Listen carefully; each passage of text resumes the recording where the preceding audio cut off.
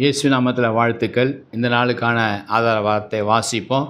சங்கீதம் 27ஆம் அதிகாரம் 14வது வசனம். கர்த்தருக்கு காத்திரு, அவன் உன் இருதயத்தை ஸ்திரப்படுத்துவார். திடமனதாயிருந்து கர்த்தருக்கே காத்திரு. காத்திருத்தல் என்கிற காரியம்தான் இன்றைக்கு அநேகருக்கு வாழ்க்கையில் இல்லாமல் போய்விடுகிறது. காத்திருக்கிற காரியம், அந்த காரியம் என்பது கசப்பாய் நமக்கு மாறிவிடுகிறது. ஐயோ, நான் காத்திருக்க வேண்டுமா? உடனடியாக என் ஜபத்துக்கு பதில் கிடைக்கலையே, உடனடியாக இந்த காரியம் நடக்கலையே, உடனடியாக ஆண்டவர் என்னை ஆசீர்வதிக்கலையே என்று பல காரியங்களில் நம்ம காத்திருக்க மனதில்லாமல் முணுமுணுத்து கொண்டிருக்கிறோம். ஆனால் காத்திருக்கும் பொழுதுதான் அளவுக்கு அதிகமான ஆசீர்வாதம் என்று இந்த வார்த்தை நமக்கு கற்றுத்தருகிறது.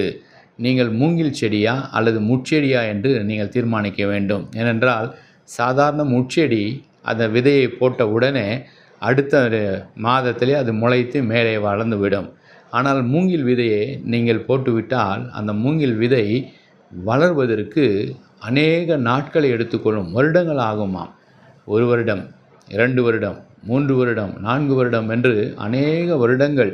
ஏனென்றால் அது வெளியே வருவதற்கு கீழே அது கீழே நல்ல தன்னுடைய வேர்களை அது கீழே பரப்பி கொண்டிருக்குமா.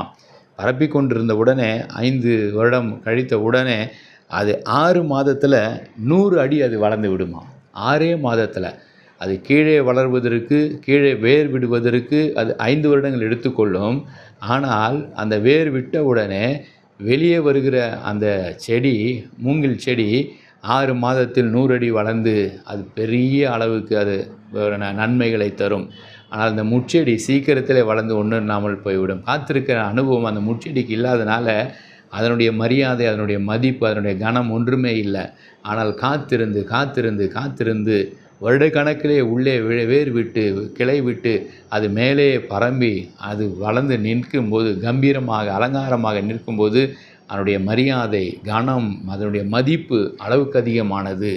ஆகவே தான் ஆண்டவர் சொல்லுகிறார், நீ எனக்கு காத்திரு.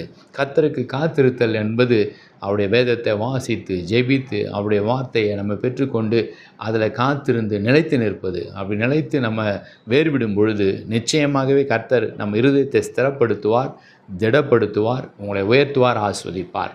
அந்த அற்புதம் நடக்கும். ஜெபிப்போம். அன்பின் பிதாவே, நாங்கள் முட்செடி போல சீக்கிரத்தில் வளர்ந்து ஒன்றுமில்லாமல் போகாதபடி மூங்கிலை போல ஆண்டவரை நிதானமாய் வேர்விட்டு அலங்காரமாய் நாங்கள் இந்த உலகத்தில் ஆண்டவரை வெளிவிட்டு நாங்கள் ஆசீர்வாதமாய் இருக்க எங்களுக்கு கற்றுத்தருகிறீர். ஆண்டவர், எங்கள் வாழ்க்கையில் இது நடக்கலையே, இன்னும் இதுக்கு எனக்கு கிடைக்கலையே என்று பல நேரங்களில் பதற்றப்படுகிறோம் ஆண்டவரே. ஆனால் நீர் எங்களுக்கு இன்றைக்கு சொன்ன வார்த்தை, காத்திரு, நான் உன்னை உயர்த்துவேன். காத்திரு, நான் உன்னை மகிமைப்படுத்த போகிறேன். காத்திரு, நான் உன்னை ஆஸ்வதிக்க போகிறேன். காத்திரு, உனக்கான காரியங்கள் நான் செய்து கொண்டு இருக்கிறேன் என்று சொல்லி எங்களை ஆறுதல் படுத்துகிறீங்கள. நம்பிக்கையான இந்த வார்த்தைகளுக்காக நன்றி ஆண்டவரே.